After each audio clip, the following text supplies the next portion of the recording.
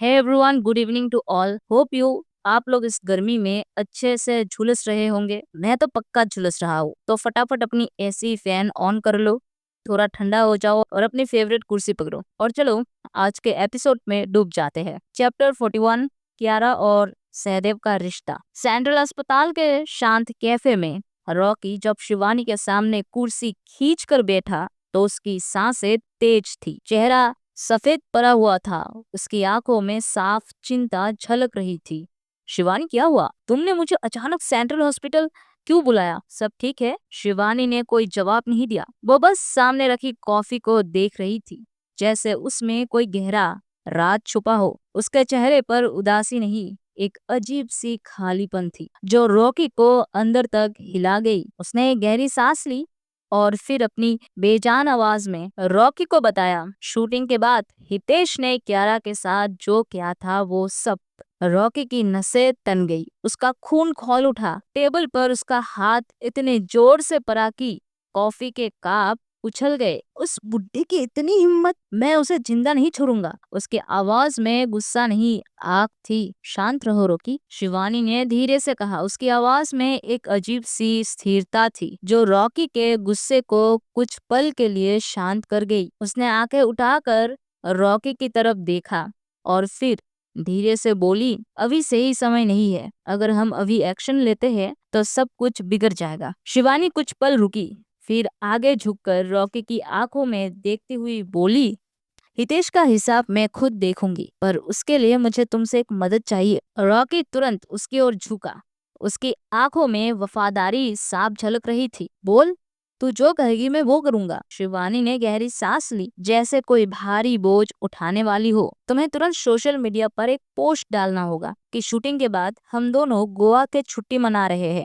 15 दिन की छुट्टी, और इसमें से 3 दिन बीत चुके हैं, 12 दिन अभी बाकी है। 15 दिन? ठीक है, मैं कर दूंगा, पर शिवानी, तुम जानती हो ना, इतनी लंबी छुट्टी तुम्हारे लिए ठीक नहीं है। तुम करना क्या चाहती हो? शिवानी ने रॉकी की आंखों में देखा। उसकी आवाज में अब खालीपन नहीं, एक नया अटल संकल्प था। फिलहाल मेरा पूरा ध्यान कियारा के ठीक होने पर है। ये 12 दिन, अगर इन दिनों में उसे होश नहीं आया तो मैं उसे मुंबई के सबसे अच्छे अस्पताल में शिफ्ट करूंगी और उसके बाद मैं अपनी एक्टिंग दोबारा शुरू करूंगी और उसी पल हितेश की बर्बादी की उल्टी गिनती भी शुरू हो जाएगी। रॉकी ने चुपचाप शिवानी की बात सुनी। उसके चेहरे पर फैली दृढ़ता को देख वो समझ गया कि शिवानी सिर्फ कह नहीं रही थी, बल्कि करके दिखाएगी। कुछ पल की खामोशी के बाद रॉकी ने धीरे से कहा, उसकी आवाज में नरमी थी, शिवानी यार, क्या मैं एक बार कियारा को देख सकता हूँ? शिवानी ने पलटकर रॉकी की ओर देखा। उसकी आंखों में एक पल के लिए कृतज्ञता की हल्की सी चमक आई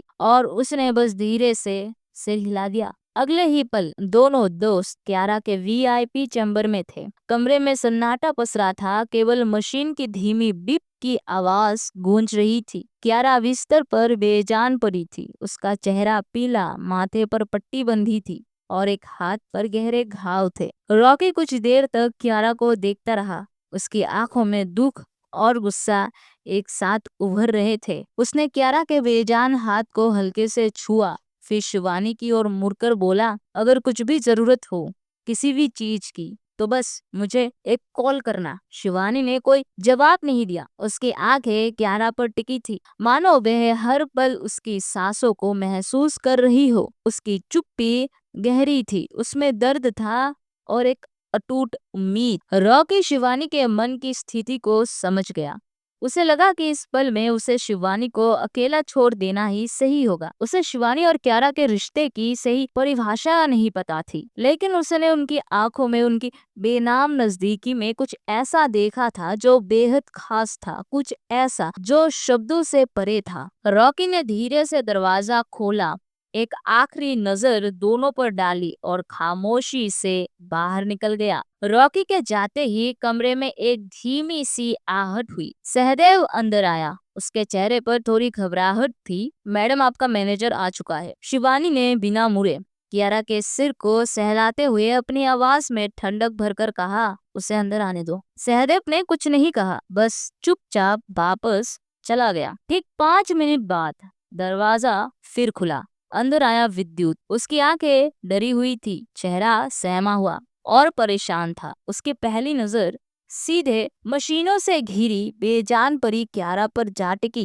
क्यारा की हालत देखकर विद्युत ने डर के मारे एक घूंट भरा। उसकी आंखों में साफ झलक रहा था कि क्यारा की इस हालत के पीछे कहीं ना कहीं वही जिम्मेदार है, और ये झूठ नहीं था। विद्युत के आने का एहसास होते ही शिवानी ने अपनी ठंडी पैनी आवाज में कहा, तुम्हें क्या लगता है क्यारा को मौत के घाट उतरना इतना भी आसान है? विद्युत हकलाने लगा। उसके होठ कांप रहे थे। शिवानी, देखो, जो तुम समझ रही हो वैसा कुछ भी नहीं है। ये सब हितेश सर का प्लान था, मेरा इसमें कोई हाथ नहीं। शिवानी ने उसकी तरफ देखा। उसके चेहरे पर तिरस्कार भरी मुस्कान थी जो विद्युत को अंदर तक झुलसा गई। हितेश के साथ यही सबसे बड़ी दिक्कत थी। उसके पास कोई भरोसेमंद आदमी नहीं था। सब गद्दार थे। आखिरकार एक गद्दार के साथ गद्दार ही जुड़ता है। शिवानी की आंखों में अब सिर्फ एक खालीपन नहीं बल्कि एक खतरनाक चमक थी। अपनी तिरस्कार भरी नजरों से उसे घूरते हुए शिवानी ने कहा, खैर,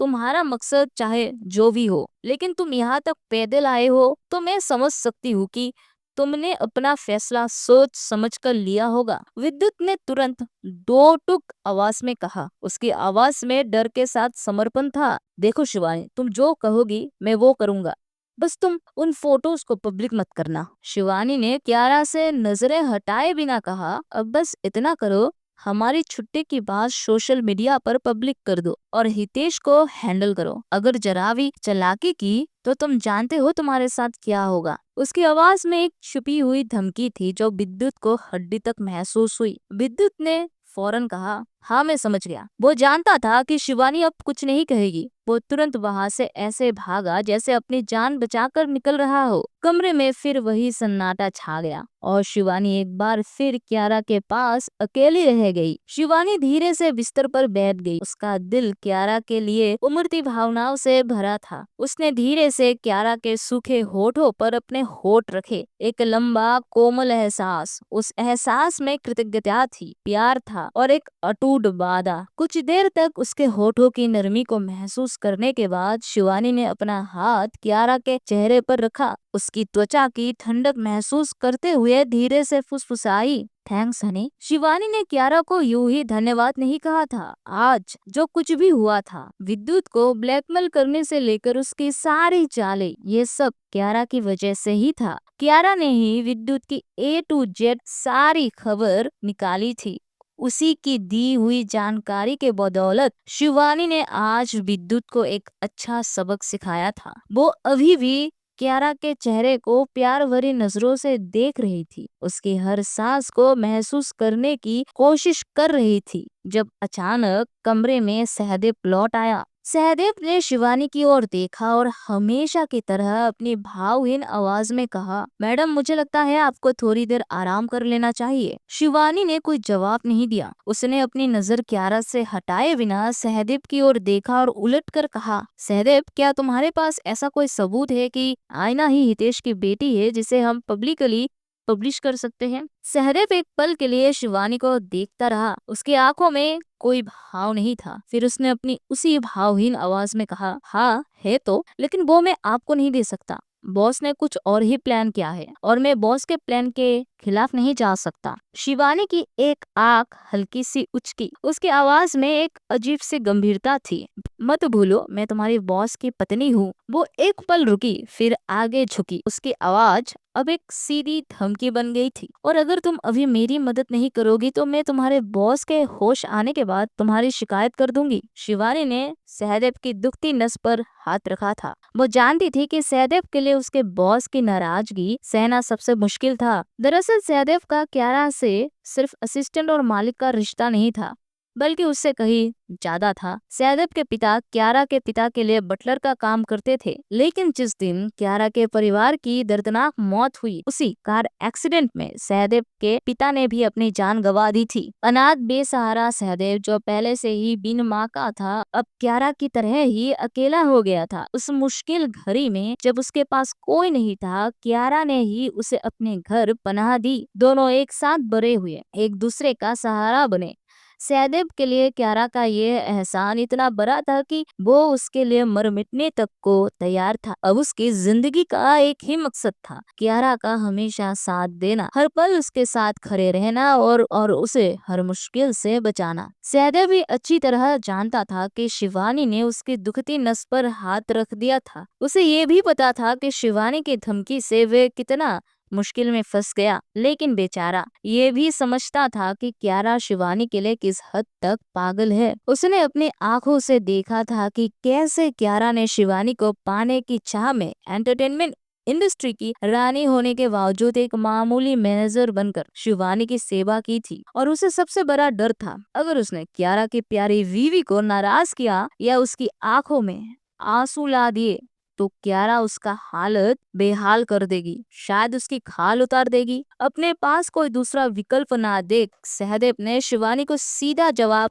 नहीं दिया। उसके चेहरे पर हल्की सी घबराहट आई जो पल भर में गायब हो गई। उसने बस एक लंबा गहरा सांस लिया और एक हिंट देते हुए वहां से गायब हो गया। मैं इस बारे में सोचूंगा। सहदेव के जाते ही कमरे में फिर गहरी खामोशी छा गई। शिवानी ने एक लंबी थकी हुई सांस ली। जब से क्यारा अस्पताल में भर्ती हुई थी तब से उसने चैन से नींद नहीं ली थी। हर पल उसके मन में क्यारा की ही चिंता थी, उसके ठीक होने की आस थी। अब विद्युत से निपटने और सहदेव से बात करने के बाद उसके कंधों से कुछ बोझ हल्का हुआ था। शिवानी धीरे से क्यारा के बगल में बिस्तर पर लेट गई। क्यारा के सिरहाने अपना सिर टिकाकर उसकी सांसों की धीमी हल्की आवाज को सुनते हुए शिवानी की आंखें भारी होने लगी। कई रातों की नींद की कमी और मानसिक तनाव ने उसे पूरी तरह थका दिया था। कुछ ही पलों में वह क्यारा के पास ही बेखबर सो गई। उसके हाथों ने हल्के से क्यारा के हाथ को थाम रखा था।